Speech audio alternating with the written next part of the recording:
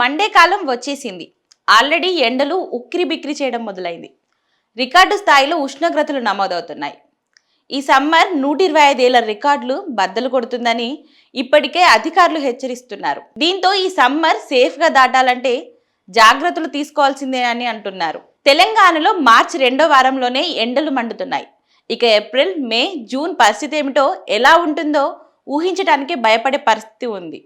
వచ్చే 5 రోజుల్లో టెంపరేచర్లు 40 డిగ్రీలు దాటుతాయని వాతావరణ శాఖ అధికారులు చెప్తున్నారు. ప్రజలు జాగ్రత్తగా ఉండాలని, ఎండల తీవ్రత ఎక్కువగా ఉండే సమయంలో బయటికి వెళ్లొద్దని సూచిస్తున్నారు. ప్రస్తుతం తెలంగాణలో విచిత్ర వాతావరణం నెలకొని ఉంటుంది. పగలు ఎండలు దంచి కొడుతున్నాయి, రాత్రులు ఉదయం మాత్రం చలిగా ఉంటుంది. నిజానికి జనవరి నుండే పగటిపూట టెంపరేచర్లు పెరగడం మొదలైంది. రానున్న రోజుల్లో ఎండల తీవ్రత మరింత పెరుగుతుందని హైదరాబాద్ వాతావరణ కేంద్ర అధికారులు హెచ్చరికలు జారీ చేస్తున్నారు. ఇక మార్చి 13 నుంచి 18 వరకు అధిక వేడి, వడగాలులు ఉంటాయని చెప్తున్నారు.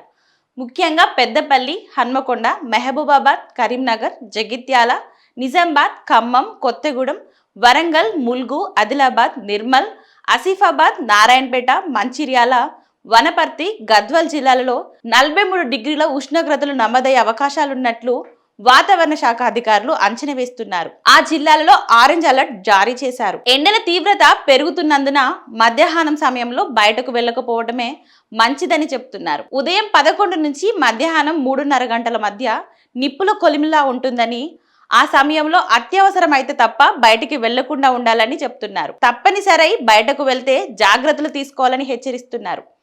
తరచుగా నీటిని తాగాలని, కొబ్బరి నీళ్లు, పండ్ల రసాలు తీసుకోవడం మంచిదని సూచిస్తున్నారు. దూర ప్రాంతాలకు వెళ్లేవారు బైక్లపై కాకుండా పబ్లిక్ ట్రాన్స్పోర్ట్ను ఉపయోగించుకుంటే మంచిదని చెప్తున్నారు.